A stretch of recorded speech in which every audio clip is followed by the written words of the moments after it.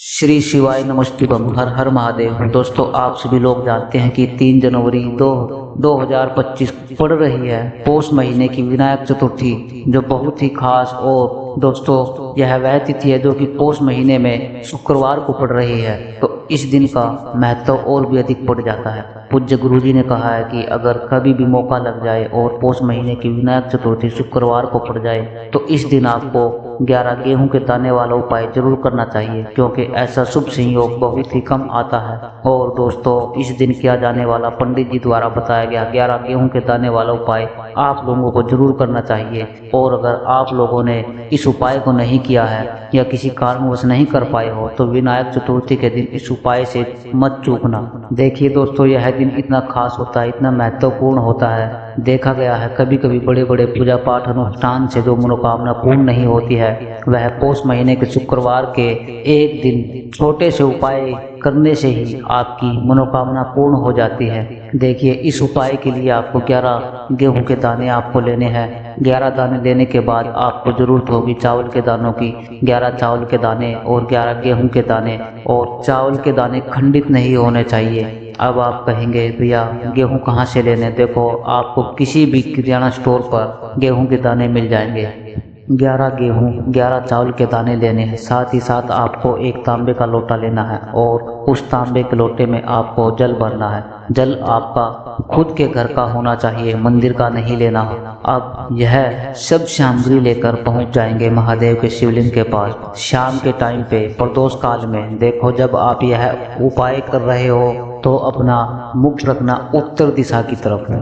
अब यहाँ पर आपको कर्म बताने जा रहा हूँ ना, उस कर्म को बहुत ध्यान से सुनिए। महादेव को अगर कोई सबसे प्रिय है तो वह है उनकी सबसे छोटी पुत्री, जिनका नाम है माता अशोक सुंदरी, जो आपके पास में चावल के 11 दाने हैं। उन चावल के 11 दानों को माता अशोक सुंदरी के स्थान पर आपको अपना नाम और गोत्र बोलते हुए समर्पित कर देना है। चावल के 11 दानों को रखने के बाद जो आपके पास में तांबे का लोटा है, उस तांबे के लोटे को कहीं पर भी हमें जल नहीं चढ़ाना है। सिर्फ और सिर्फ माता पार्वती जी को हस्त कमल आपको दिख रहा है, यहीं पर गोल गोल आपको समर्पित करना है उसी जल को। और कहीं कहीं इस जल को समर्पित नहीं करना है। माता अशोक सुंदरी के स्थान पर ना तो शिवलिंग के ऊपर आपको यहाँ पर गोल गोल जलाधारी पर आपको उस जल को समर्पित करना है। अब आपके पास में बचे हुए हैं 11 गेहूं के दाने, और उन्हीं 11 गेहूं के दानों को आपको अपनी मनोकामना अपने विशेष कहते हुए महादेव के शिवलिंग के ऊपर अगर आप विनायक चतुर्थी व्रत के दिन प्रदोष काल में समर्पित कर देते हैं तो आपकी जो भी मनोकामनाएं होंगी, जो भी विश होगी, महादेव जी पूरी करते हैं। अन्न को समर्पण करने से, खासकर गेहूं को समर्पण करने से हमारी इच्छाएं पूरी होती हैं। और अगर वह दिन विनायक चतुर्थी का दिन हो तब तो इसमें सुंदर संयोग कुछ भी नहीं हो सकता। आपकी इच्छाओं को पूरी करने के लिए बहुत स्पेशल, बहुत प्यारा सा उपाय आप सभी को जरूर करना चाहिए। ध्यान रखिएगा, यह उपाय प्रदोष काल में करना है।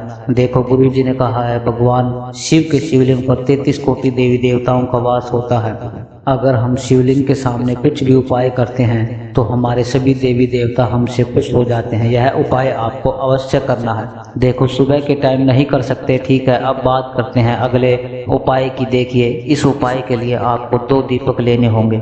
दीपक आप मिट्टी के भी ले सकते हैं और दोनों ही दीपक आप शुद्ध आटा मांडकर भी तैयार कर सकते हैं। अब दोस्तों, दोनों ही दीपक के अंदर आपको शुद्ध घी का प्रयोग करना होगा और एक दीपक के अंदर आपको गोल रुई की बाती का प्रयोग करना होगा और एक दीपक के अंदर आपको लंबी बाती का प्रयोग करना होगा।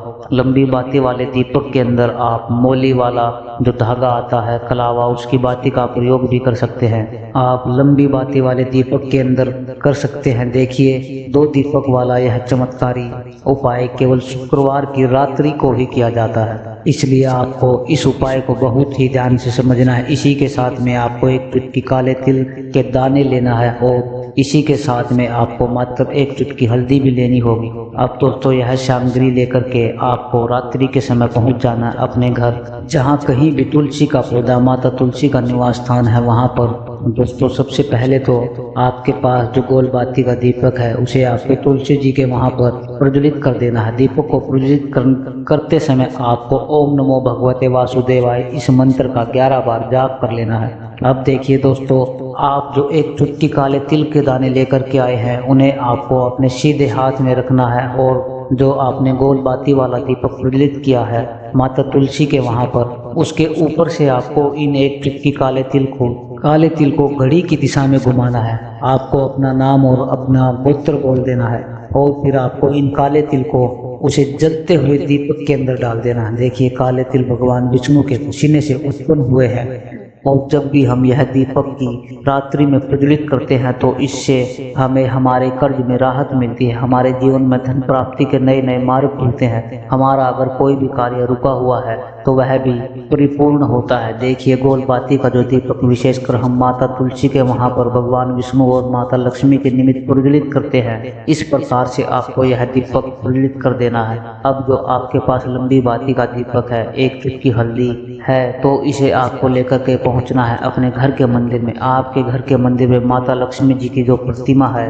जो मूर्ति है, उनके सामने सबसे पहले तो आपको यह लंबी बाती का दीपक रखना है। फिर आपको दीपक को प्रज्वलित कर देना है। दीपक को प्रज्वलित करते समय आपको ओम महालक्ष्मी नमः इस मंत्र का जाप करते रहना है। अब दोस्तों आपके पास जो एक चुटकी हल्दी है उसे आपको अपने सीधे हाथ में रखना है और इस एक चुटकी हल्दी को आपको उस दीपक के ऊपर से 11 बार घड़ी की दिशा में घुमाना है और आपको ओम महालक्ष्मी नमः मंत्र का जाप करते रहना है और इस एक चुटकी हल्दी को आपको उस दीपक के अंदर डाल देना है। देखिए एक चुटकी हल्दी वाला जो दीपक है आपके जीवन से दुर्भाग्य को समाप्त करता है। माता लक्ष्मी की आपको कृपा प्राप्त करवाएगा। धन प्राप्ति के उपाय, धन प्राप्ति के आपके जीवन में नए नए मार्ग बनाएगा। देखो अगला उपाय यह जो हमने बताया यह बहुत ही खास है। इन दोनों उपायों को आप इस दिन जरूर करें। श्री शिवाय नमस्तुभ्यं। हर हर महादेव।